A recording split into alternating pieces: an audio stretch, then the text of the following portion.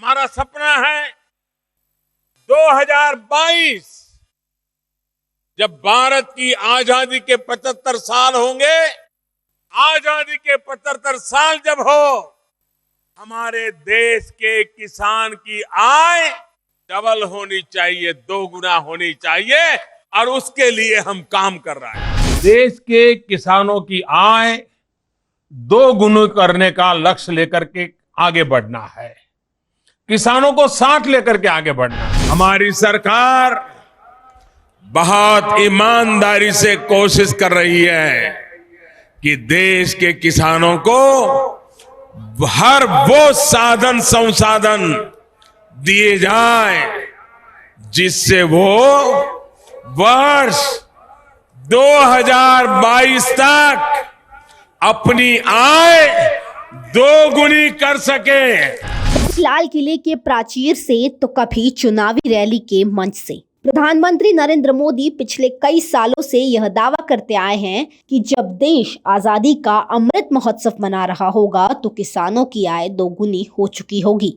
हाल ही में देश ने प्रधानमंत्री नरेंद्र मोदी द्वारा शुरू किया गया आजादी का अमृत महोत्सव मनाया, लेकिन क्या नरेंद्र मोदी द्वारा किसानों की आय दुगनी करने का वादा पूरा हुआ है? हमने इसी वादे का रियलिटी चेक किया है। दोस्तों नमस्कार, आप देख रहे हैं जबलू न्यूज। मैं हूं ब्रजेंद्र यादव। आज हम आजमगढ़ में, हमारे साथ एक किसान है, महिला है और ये काफी लोग हैं जो उत्तर प्रदेश में बीजेपी सरकार जब चुनाव लड़ रही थी, कहे थे ये लोग में कि उत्तर प्रदेश में जो किसानों की आय है दुगनी हो जाएगी। हम उसके बारे में चर्चा करें, दुगनी कैसे हो गई। बताइए, आपकी जो आय थी किसानों की दुगनी हो गई है, कहाँ दुगनी हो? तेल महंगा है, पानी महंगा है, सब कुछ खाद महंगा है, दवाएं सारा सिस्टम तो महंगा हो गया, तो कहाँ से डबल होगी? लेकिन आप कैसे आप लोग चला रहे अपना घर परिवार? अरे चलावत का वो घसीट या तो के चलाए थोड़ा जात हुआ। ये तो सरकार सब जो कहती है वो करती थोड़ी ना है। झेलना तो हर व्यक्ति को पड़ रहा है, समाज झेल रहा है, सारे लोग तो वही हैं। बारिश हो नहीं रही है। अब ये बताइए, बारिश नहीं हो रही है, डीजल इतना महंगा है, खेत कैसे भरा जाएगा, सिंचाई कैसे होगी, खाद इतनी महंगी। सरकार की तरफ से कोई आपको आंशिक अनुदान नहीं मिल रहा? कौन सा आंशिक अनुदान? 2000 रुपए मिल रहे हैं आपको? 2000 रुपया आ रहा भैया, 3-4 बार आ रहे, एक बाद खत्म हुई और वो 4 बार जाइए उसका वेरिफिकेशन करवाइए। नहीं, 4 बार जाइए उसका वेरिफिकेशन कराइए, तब इसके बाद कुछ हो रहा है तो वेरिफिकेशन होने के बाद भी उसमें कुछ नहीं आया। किसान का मुद्दा है, मतलब एक किसान है, पूर्वांचल किसान है ब्रजेंद्र यादव। बताइए, आपके नेता है, पूर्वांचल किसानों को दर्द जानते हैं, कैसे देख रहे किसानों को? देखिए, जब किसानों की बात आप करेंगे तो मुझे लगता है कि 2014 को याद करना चाहिए, जब गुजरात के मुख्यमंत्री आदरणीय नरेंद्र मोदी जी हुआ करते थे। वो कहते थे बहुत हुआ किसानों पे अत्याचार, अब की बार मोदी सरकार। हम भी सुने थे इस नारे को। बहुत हुई महंगाई की मार, अब की बार मोदी सरकार। बहुत हुआ भर्ती भ्रष्टाचार, अब की बार मोदी सरकार। इस तरह के स्लोगन दिए जा रहे थे इस देश में। और आज हम लोग उस पड़ाव पे खड़े हैं। आप 15 अगस्त 2014 का भाषण नरेंद्र मोदी जी जब इस देश के प्रधानमंत्री हुए तो उनका सुनिए। उन्होंने उस भाषण में कहा था कि किसानों की आय 2022 में दुगनी हो जाएगी। हम उसी मुद्दे पर आपको नहीं, उसी मुद्दे पर इसलिए मैं भी उसी मुद्दे पर इसलिए बोलना चाहता हूँ कि 83 मिनट का भाषण में, चूँकि मैं किसान भी हूँ, किसानों की बात भी करता हूँ, तो मैं 83 मिनट का भाषण मैं नरेंद्र मोदी जी का सुन रहा था। वो अगले 25 साल का सपना दिखा रहे थे कि 2047 में क्या होगा। वो पिछला जो 8 साल है उस पर नरेंद्र मोदी जी ने कोई बात नहीं। और जहां तक किसानों की आय दुगनी करने की बात है, 1 साल बता दूं कि जो 1 साल का कार्यकाल है, 58% खाद और यूरिया के दाम बढ़े हैं 1 साल में, और 5 किलो यूरिया कम भी हुई है। नहीं, वो तो बहुत पहले का मामला है। यूरिया तो 2000 इनकी सरकार बनते ही कम हो गई थी, लेकिन 1 साल में 58% जो है खाद और उर्वरकों के दाम बढ़े। तो कहाँ से आय दुगनी होगी आप बताइए? एमएसपी कितना है? मैं तो गेहूं की 1985 है, लमसम धान की भी वही। 1 एकड़ धान के लगाने और पूरा पैदा करने की कीमत जोड़ दिया जाए। स्वामीनाथन कमीशन आयोग की जो रपट है उसको बोले, रपट है उसको भी आप किनारे रख दीजिए। किसान का श्रम मत जोड़िए, F2 और फैमिली लेबर मत जोड़िए, उसके बावजूद 20,000 रुपए और ज्यादा से ज्यादा 14 कुंतल का उत्पादन। पूर्वांचल में इससे बड़ा उत्पादन नहीं है। बड़ा इलाका चंदौली का है, वहाँ मतलब हमको लगता है कि 18, 16, 18 हो जाता है। जो पूर्वांचल के किसान हैं उनकी ये हालत है कि यहाँ जो है उत्पादन की ये स्थिति, तो खर्च के मुताबिक आज जो कीमत बढ़ी, जो 2014 में जोताई 1 एकड़ की 3,000 रुपए में होती थी, वो 2000 आज जो है 6,000 में हो गई। जो उर्वरक और खाद 2014 में 1 एकड़ में 3,000 के लगते थे, वो आज 7,000 के लग रहे हैं। जो किसान राउंडअप 1 साल पहले राउंडअप आता है घास नष्ट करने के लिए 400 रुपए की बोतल थी 1 लीटर की, वो 700 रुपए की हो गई। तो बात क्या करेंगे, कैसे दुगना करेंगे? देखिए नरेंद्र मोदी जी और योगी आदित्यनाथ जी दोनों कलाकार किस्म के व्यक्ति हैं, और ये आप उनका विरोध कर रहे हैं? नहीं, मैं आपको आज लग रहा है कि विरोध कर रहा हूँ, मैं तो उस वक्त से विरोध कर रहा हूँ। एक आदमी ऐसे उसका आँख दबा रहता था, वो आता था अपने को बाबा कहता था 34 रुपया में पेट्रोल अगर चाहिए, डीजल चाहिए तो उसकी सरकार बनवा दो। आज कहाँ है? कम से कम आप तो बात कर रहे हो, मीडिया के लोग बात करने को तैयार नहीं। किसानों के मुद्दे पर, पिछड़ों के मुद्दे पर, दलितों के मुद्दे पर बताइए, कोई बात करने को तैयार नहीं है। कितना बदलाव? अच्छा देखा और किसान है, बताइए, बात करेंगे। ये बताइए, आपने जो 2014 से लेके अब तक 2022 में MSP के मोदी जी ने कहा था आप किसानों की आय को दुगनी कर दी, कैसे आप देख रहे हैं? मोदी जी बहुत मतलब कोई चीज झूठ नहीं बोले थे। उन्होंने कहा था अच्छे दिन आएंगे, लेकिन उन्होंने कहा था अच्छे दिन आएंगे, किसानों के लिए थोड़ा ना कहा था। उन्होंने कहा था आय दुगनी होगी, किसानों के लिए नहीं कहा था। वो जो अच्छे दिन आए थे, उद्योगपतियों के अच्छे दिन आ गए हैं। यूरिया का दाम दुगना हो गया है, डाई का दाम दुगना हो गया है, डीजल पेट्रोल का दाम दुगना हो गया है। तो मोदी जी सही बोले थे कि अच्छे दिन आएंगे, लेकिन पब्लिक समझने में भूल कर रही है और धर्म की चाशनी चटाई जा रही है। तो इसमें जब तक आपके धर्म के नाम पर लोगों को गुमराह किया जा रहा है, धर्म की चाशनी चटाई जा रही है। आप अगर किसानों की बात करेंगे तो आपको देशद्रोही घोषित कर दिया जाएगा, MSP की बात करेंगे देशद्रोही घोषित कर दिया जाएगा, मुकदमे लग जाएंगे। हर जगह आप कोई भी मुद्दा उठा, पहले विपक्षियों की आवाज़ को लोकतंत्र की आवाज़ कहा जाता था। डॉक्टर राम मनोहर लोहिया ने कहा था कि जिस दिन सड़कें सूनी हो जाएंगी, संसद हमारा हो जाएगी। तो संसद अगर हमारा हो जाएगी, आज अगर आप सड़कों पर निकल गए तो आपके खिलाफ मुकदमा दर्ज हो जाएगा, रास्ता लग जाएगी, गैंगस्टर लग जाएगा। ये हो रहा है। तो आप लोग जो किसान हैं, पूर्वांचल किसान काफ़ी बड़े माने जाते हैं इस मामले को लेकर, कि आप लोग जो MSP से और सरकार जो दुगनी आय कही थी, दुगनी तो नहीं हो पाई, तो कैसे आप लोग चला रहे हैं? क्या आप लोग खर्चा क्या है? आप ये बताइए कि अगस्त का महीना बीतने जा रहा है, पूरे जुलाई और अगस्त में हम समझते हैं कि 20% भी बारिश नहीं हुई। क्या किसी सरकार के मंत्री या किसी सरकार के जिम्मेदार अधिकारी ने सूखे की बात किया? आज हम तो कहते हैं कि प्रदेश को सूखाग्रस्त घोषित करके हम आपकी तरफ से मांग करते हैं कि आजमगढ़ जिले को सूखाग्रस्त घोषित किया जाए और किसानों को मुआवजा दिया जाए। सरकार 2,000 रुपये तो दे रही है आप लोगों को। अरे 2,000 रुपया आप क्या बात कर रहे हैं, घुमा करके बात कर रहे हैं। 2,000 रुपया कौन से दे रही है? लॉलीपॉप दे रही है। 500 रुपये महीना, एक दिन का कितना हुआ? 15 रुपये हुआ। 15 रुपये में कौन सा किसान चला लेगा? उसी किसान के नाम पर PM जो किसान सम्मान निधि के नाम पर कितनी बार जांचें हुई हैं और कितनी बार लोगों को मतलब प्रताड़ित किया जा रहा है कि आप यहाँ जांच कराइए, वहाँ जांच कराइए। कितने लोगों की बंद हो गई। आरोप लगा सरकार गलत कर रही है। हम सरकार के ऊपर आरोप लगा रहे हैं कि सरकार गलत नहीं कर रही, ठीक है, लेकिन किसानों के बात करें, किसानों हक की आवाज़ उठाए संसद में, किसानों के सम्मान की बात की जाए, किसानों के धन दूना करने की बात की जाए, उनके लागत की बात दुगना थोड़ा। आप लोग सरकार अभी जो 22 पूरा या 24 तक कर नहीं पाएगी? सरकार तो प्रचंड बहुमत की है, सरकार तो पूरा कर ही लेगी। कांशीराम कहा करते थे कि सरकारें मजबूत नहीं मजबूर बनाइए, अगर मजबूत सरकार बनाएंगे तो वह तानाशाही सरकार बन जाएगी।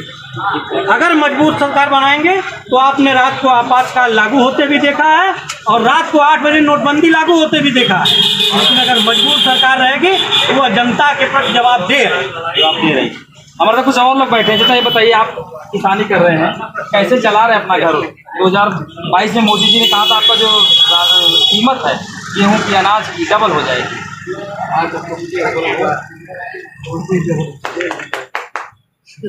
कैसे चलाते हैं?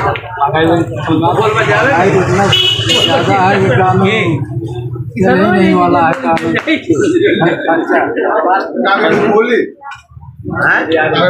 कैसे नहीं चलने वाला? क्यों नहीं चलने वाला?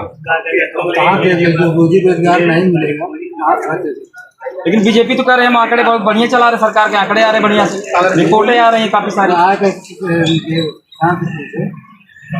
आप भी तो किसान, बताइए क्या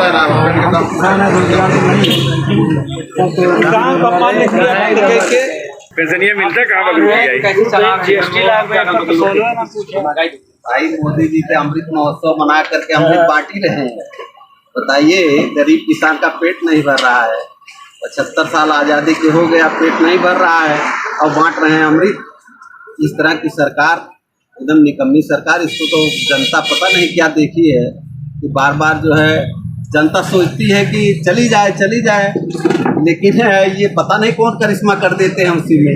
अच्छा बताइए, आप एक टीचर रहे हैं और क्या सोचते थे उस समय बिना बात करने का? जैसे लोग बात नहीं करना चाहते, बचना चाहते हैं, अब आखिर में बोल रहे हैं आप लोग, ये बात पहले क्यों नहीं उठाते? कौन मना करता था? भाई ऐसा है, बात तो हमसे जहाँ भी पूछी जाती है हम तो उठाते ही हैं।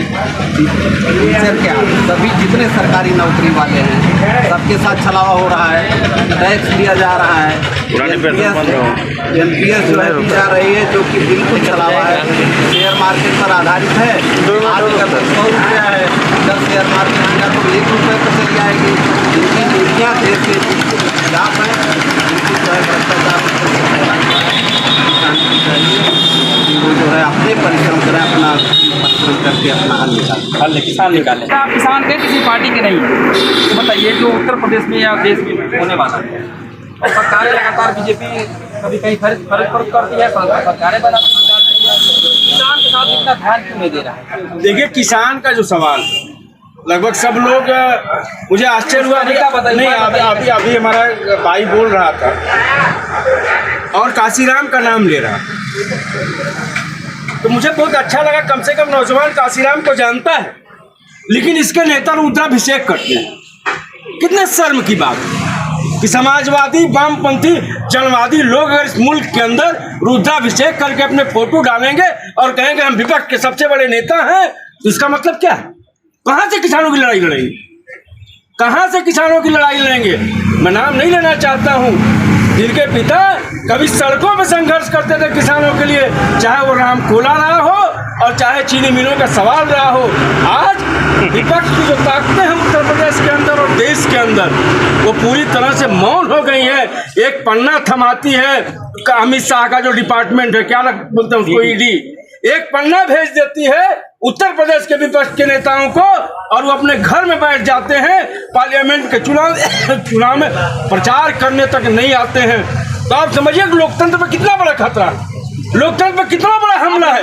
बड़ी बात कही। बताइए, जो नेता लोग ईडी से क्यों डर रहे हैं? आखिर वो लोगों ने लूट घसोट। अरे यार, आप विजेंद्र भाई, मैं 2014 से किसानों की लड़ाई लड़ रहा हूँ। मुझे नहीं लगता है कि अगर नरेंद्र मोदी बनारस से लेके आजमगढ़ से लेके बलिया तक आए होंगे, योगी आदित्यनाथ बनारस से लेके आजमगढ़ तक आए होंगे, तो शाम के 9 बजे मेरे घर पुलिस पहुंचती है, और जब तक योगी आदित्यनाथ पूर्वांचल से और नरेंद्र मोदी जी वापस नहीं चले जाते हैं, मैं तो किसान हूँ, हवाई चप्पल पहन के चलता हूँ। हमसे क्यों डरते? हमसे क्यों डरते? इसलिए हम लोग किसान की बात करते हैं, हम लोग किसान का सवाल उठाते हैं। आज विपक्ष में वो विपक्ष उत्तर प्रदेश नहीं पूरे देश में बिखरा हुआ है, खत्म हो गया है।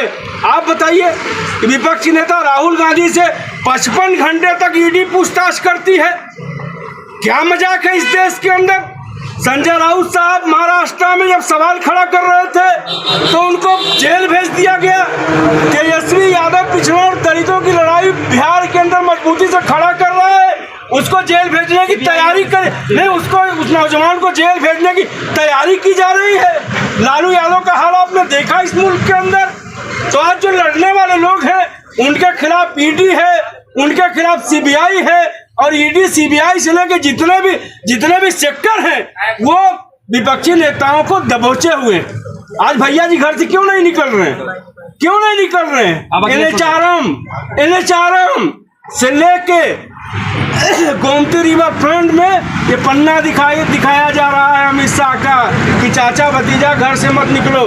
साहस किया बिहार के लोगों ने, मैं उनको बधाई दूंगा, तेजस्वी यादव से लेकर के तमाम बिहार के नौजवान नेताओं को, पप्पू यादव समेत, कि उन लोगों ने साहस दिखाया और देश की राजनीति का बदलाव बिहार से शुरू हुआ है। और आपको याद दिला दूं कि जब 72 में कहा जाता था कि इंदिरा इज इंडिया, वही बिहार है, जयप्रकाश नारायण ने वहीं से खड़े होकर ऐलान किया था और कांग्रेस की तानाशाही सरकार को उखाड़ फेंकने का काम किया था।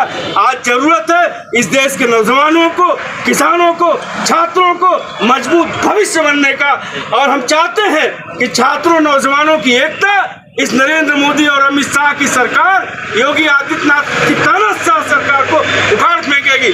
और एक महिला यहाँ खड़ी है, ये महिला, इसका बेटा 5 दिन से पवई थाने के लॉकअप में बंद है। ये लोग समाजवादी पार्टी के वोटर हैं, साइकिल निशान पे वोट देते हैं।